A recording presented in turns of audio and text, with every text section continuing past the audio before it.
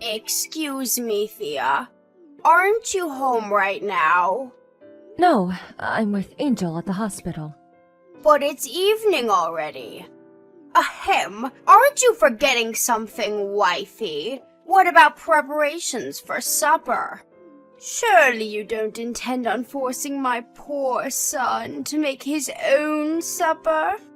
No, my husband will be coming to meet me at the hospital as soon as he gets off work. He's just finishing up his last bits now. We're gonna go back home together afterwards, which is when I'll make us supper.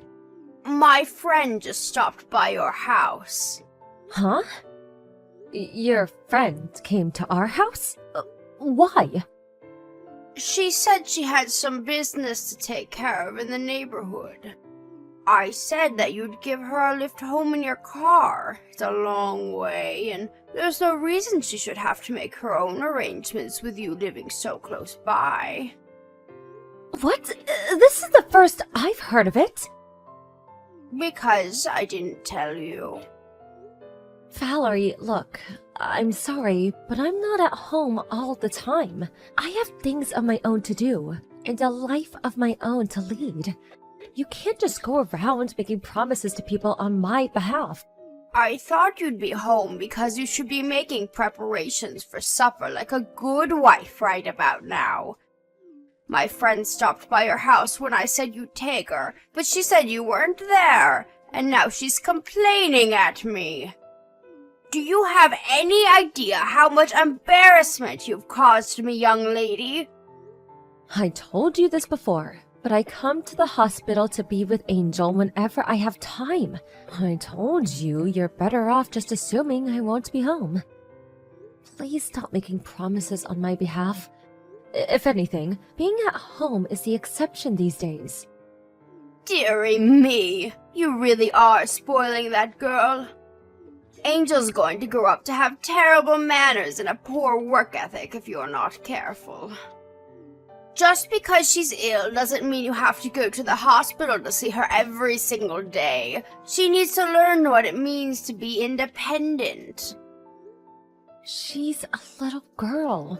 Besides, I have no idea whether her condition will deteriorate in the future. Any time I get to spend with her is valuable.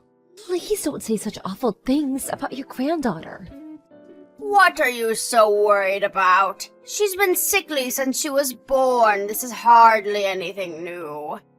The doctors have made it abundantly clear that she isn't going to live that long. You'd think you'd have to come to terms with it by now. Is that why you think I shouldn't go and see her? That's not what I'm saying. Stop being overly dramatic and trying to paint me as some cruel, heartless villain. I'm just saying you don't have to base your entire life and every decision you make around her. You should be more considerate towards what the other people in your life want, like me. What's the point in you having a car if you only use it to go to and from the hospital? The least you could do is take me on holiday to a hot spring resort, or to the theater, or to the beach from time to time. I'm devoting all of the time I can to Angel right now. My husband's with me on this one. Is he really? I wonder. He knows that no matter what he says or does, you'll only ignore him and spend all your time with the girl. Are you sure he isn't just going along with it because he knows how stubborn you are and he's afraid how you might react?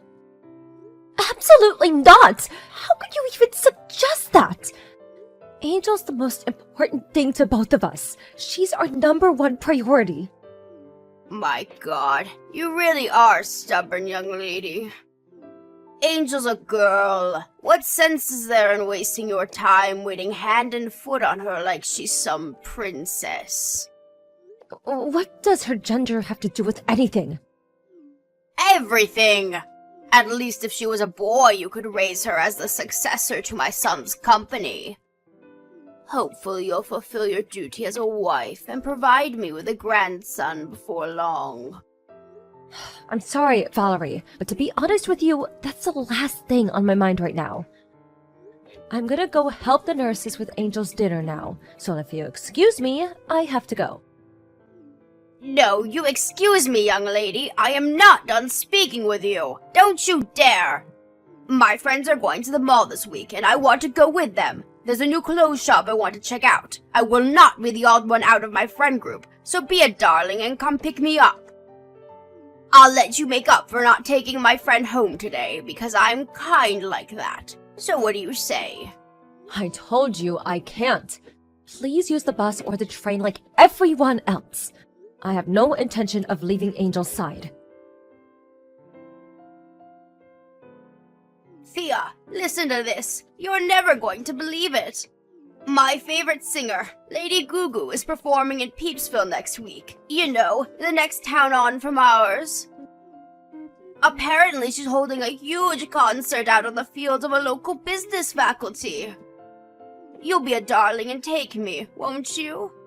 Valerie, I know David told you about how Angel's health is taking a turn for the worse lately. Why would you ask me this? Yes, he said she could die at any moment. So what? Oh my god. How could you say that? Are you seriously asking me to take you to some stupid concert even though you know how things are with her? It's next week, so you have plenty of time to make arrangements. And Lady Gugu is not stupid. How dare you? Stop being awkward, young lady. It's not like I'm asking you to drop everything on the spot and pick me up right now, is it? Jeez, lighten up. Even so, I don't think it's appropriate for you to ask me this now. So when will it be appropriate? Am I just supposed to wait around forever while life passes me by? How many times have the doctors told you Angel's in a bad way by now? I lost count. I'm sure she'll be back to normal within 2 or 3 days. You don't know whether she will or she won't. That's the point. Would you just stop this already? I'm stressed out enough as it is. Wow. Why do I have to take this from you? Why are you getting mad at me all of a sudden? You have severe attitude problems, young lady. Because this isn't the kind of thing you ask someone when their daughter is in the hospital bed and might not make it. Me and David have been sleeping by her bedside at the hospital all week. Not my problem. What does any of this have to do with me? Angel's your granddaughter. What good is a sickly little girl who lives in a hospital bed to me? It's been too long since I met her. I don't even remember what she looks like. With this sorry state of affairs, I may as well not even have any grandchildren. Anyway, you'll be a darling and take me to the concert, won't you? Mildred from next door said she wants to come too, so make sure you clean the car out first. I don't want you embarrassing me by having it full of empty sweet wrappers. How many times do I have to say it? I can't take you. Then how am I supposed to get there? I can't go to Peepsville without a car, it's just too far. The trains don't go there and the bus is for peasants. You can't seriously expect me to associate with the lower orders. My husband said he can't possibly take me and refused flat out. You're the only one I have left to rely on. You'll be a darling and take me, won't you, sweetie? I can't possibly take you either. Ugh, stop it with this petulant stubbornness. All you have to do is drop me off at the venue and pick me up when it's over. Even if I did get on the bus with the filthy common folk, the timetable is awkward and I'd be stood waiting around outside the concert for hours. That's not my concern. Figure it out yourself. You are the most useless human being I've ever encountered in all of my years. Ugh! I wish my son never married you to begin with. What good are you? What purpose do you serve? You're useless! I'm a mother before I'm a wife. What would you have done if David had fallen seriously ill when he was young? Surely you'd have done whatever you could to be by his side as much as possible. Yes, I suppose I probably would. Because he's my son and the successor to the family name. I certainly wouldn't waste my time with the likes of a little girl, though, and I don't know why you are either. I've heard enough of this. I have nothing more to say to you. Don't contact me again. You didn't give me an answer. You'll be a sweetie and take me to the concert, won't you, darling? Won't you? Find your own way there. How dare you! We accepted you into this family as my son's wife. You are in no position to disobey your mother-in-law. This is your fault for giving birth to a sickly little girl in the first place. Why should I suffer for your defective genes? Don't drag me into your mess. I have a right to see that concert. Are you listening to me? Reply at once! Ugh! You will pay for this! Damn you! Thea, I just heard the news from David. What happened to Angel is so terribly unfortunate. I'm so sorry. Right. Don't let it get you down, sweetie. You can just have more children. Right? Let's get to work on the next one. Excuse me? You heard me. Wait, you don't plan on giving up on having children because of this, do you? You can't do that. You still haven't had a son. I'm not thinking about that sort of thing at all right now. Angel just died. I know that. That's why I'm trying to cheer you up. How could you even say anything like that? You're despicable. You're the worst. Yes, I can tell you're very emotional right now, sweetie. It's okay. Anyway, you need to get work on conceiving my grandson as soon as this funeral is over with. Lord knows that's the only thing you're good for. I told you, I can't bring myself to think about that sort of thing right now. The funeral isn't even over yet. Duh, I know that, moron. That's why I very clearly said you need to get to work on conceiving my grandson after the funeral's done with. I'm not telling you to do anything now, am I? You need some time to grieve your daughter. It makes no difference. Oh, there is just no talking to you. Why is everyone being so depressing about this? You think Angel would want you to be all gloomy and miserable? I won't be wasting my time by going to the funeral or the cremation. If this is your attitude, I have no interest in associating with you. You're rude, you're disrespectful, you're insolent, and you're just downright unpleasant. I'm ashamed to call you my daughter-in-law. I see. You've made how you feel towards me very clear. If you find me that pleasant, I'd rather you didn't come to the funeral. These last few years have been so difficult for me because of that sickly daughter of yours. Angel this, Angel that. She practically had the whole family under her spell. She even stole my own husband and my son. Neither of them ever had the time of day for me where she was concerned. And obviously you were never willing to help me with anything. You wouldn't take me to see my friends, you wouldn't take me shopping or out on date trips. You all neglected me for that damn kid. Not a single good thing has happened to me these last few years, and it's all because of her. At least now with her gone, you might finally start helping me out when I ask for favors. I have to get ready for the wake now. Goodbye. Oh, no, you don't. Hold your horses, young lady. Why? Do you accept that this is all your fault? If you'd have just given birth to a healthy child in the first place, none of this would be happening. Wow. You think I didn't want my child to be healthy? I already blame myself enough for what happened without you twisting the knife. Oh, you do have some self-awareness then. Color me surprised. Just make sure it doesn't happen again. This family's been through enough because of you. Why don't you just try producing a healthy child next time? You're evil. Pure evil. It's the only way I can explain how you could say such horrible things. Excuse me? Did I say something bad? You better not come to the funeral. I mean it. I told you, I don't want to. I wouldn't come if you paid me. Why would I? It's not like I have any positive memories of Angel. Oh, silly me, I almost forgot. Lady Gugu's concert is tomorrow. Albert's wife is going to be taking us. I'll have to start getting ready. I'll probably sleep like a baby now, knowing that all my worries are a thing of the past. Isn't that just so sweet of Albert's wife? At least some wives are nice. It's nice to know not everyone's as useless as you.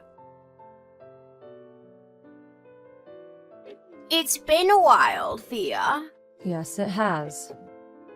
Can't you even say hello to your mother-in-law properly? You're not still down in the dumps over what happened, are you? Her funeral was a whole month ago now, sweetie. It's time to move on. You can't dwell on the past forever. It's not what you'd want. Yes, it's still only been a month. Her body's still barely cold, and you dare tell me to move on? Stop being so dramatic. Surely you're at least feeling a little more level-headed than you were immediately after it happened. I hope you are, because it's time to get to work soon. I do hope you won't let me down again. Good luck, sweetie. I have absolute faith in you. What are you talking about? My grandson. Hurry up and show me my delightful grandson's cute face. Angel was never your grandchild as far as you were concerned, was she? Obviously not. Not only was she terribly sickly and frail, but she lived in the hospital, and that's not even to mention the gender. To be frank, I considered her to be unrelated to me from the moment I learned she was a girl. Anyway, forget all that. It's time for you to start focusing on popping out the next one, young lady. Make sure it's a boy this time, no matter what. There are some things you just don't say. You have no idea what it means to be a decent human being, do you?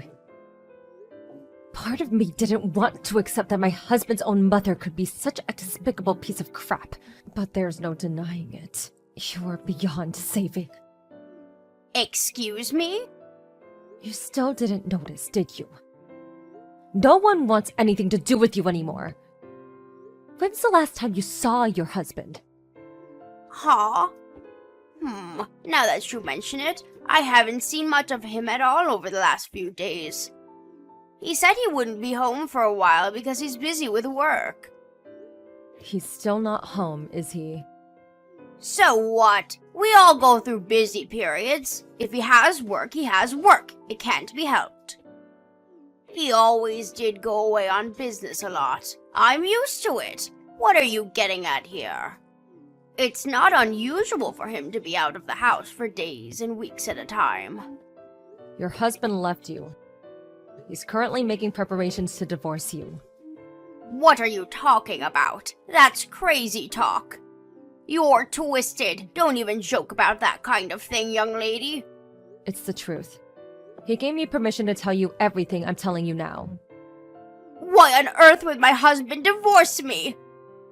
We've been together for 30 years, I'll have you know. 30 years! That's nearly longer than you've existed, you little witch! Why? Because of your attitude towards Angel. You refused to have anything to do with your own granddaughter purely due to the fact that she was a girl. You made fun of her for being weak and sickly. You refused to visit her in the hospital even once before she died. You didn't even go to her frickin' funeral. He just couldn't overlook the way you acted towards her, no matter how hard he tried. Why would my husband divorce me over the girl? It was hardly my fault she was so weak and sickly, was it? This is exactly the kind of attitude he couldn't tolerate. Your husband loved Angel more than anything. He spoiled her rotten, was always coming over for visits and buying her gifts. He warned you about the way you were acting countless times. He wanted you to change. I was even there when he did it sometimes. Please, won't you just speak a little more respectfully towards your granddaughter? You tried, but it was useless.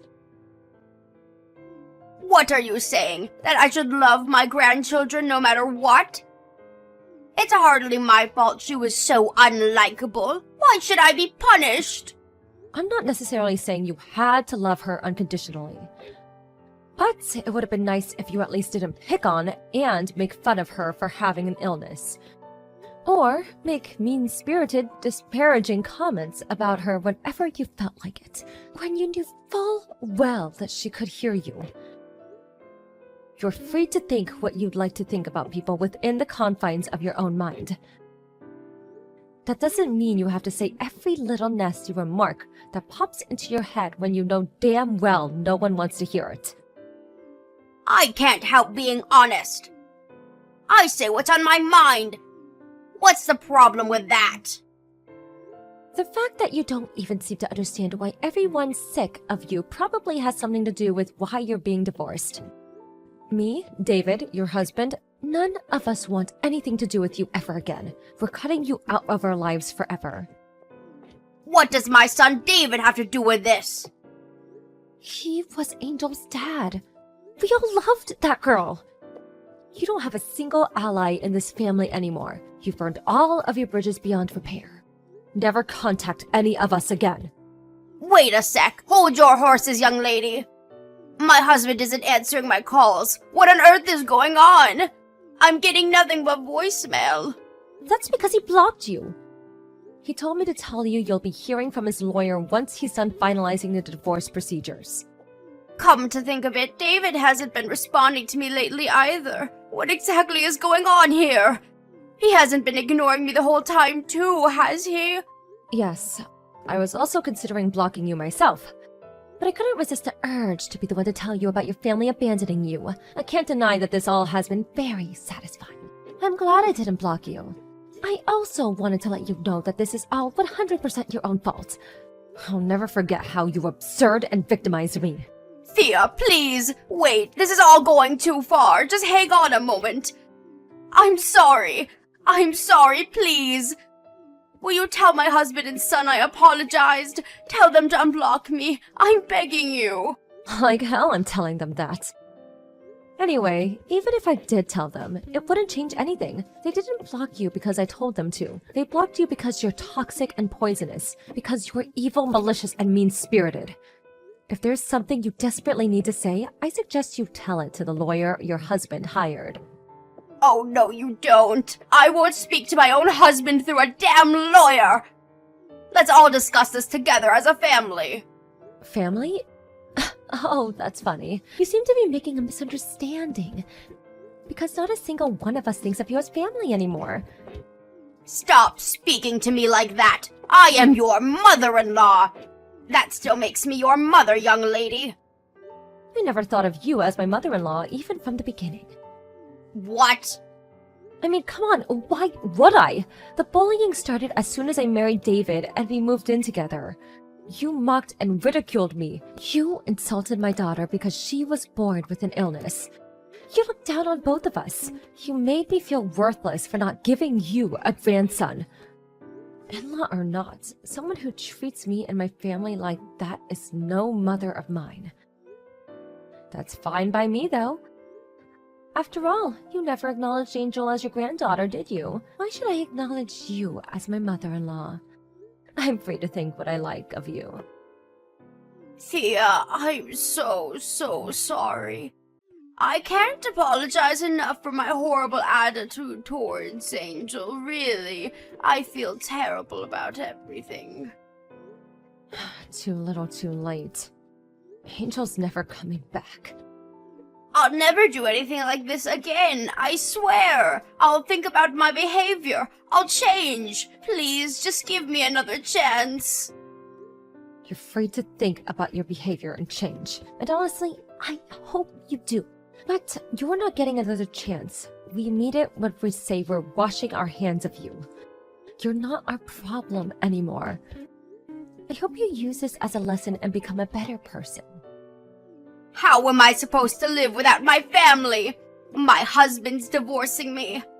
And my David cutting me out of his life forever. Oh, the horror. I can't do this, Thea. Please, I'm old and frail. Please don't do this to me. I'm begging you, Thea. I'll do anything. Help me. I'll do anything. If you'll really do anything, then forget about us and leave us in peace and lead our lives without you.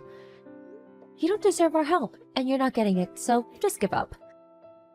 You're nothing but a stranger to us now.